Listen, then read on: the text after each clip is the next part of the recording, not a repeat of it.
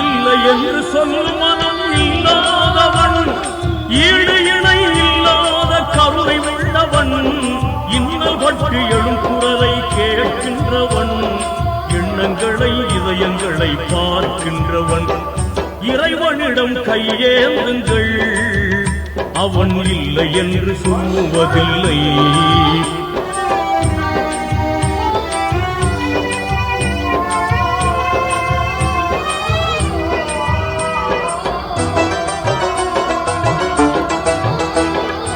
ஆசையுடன் கேட்பவர்க்கு அள்ளி தருபவன், அல்லல் துன்பம் துயரங்களை கிள்ளி எறிபவன், பாசத்துடன் யாவரையும் பார்க்கின்றவன்,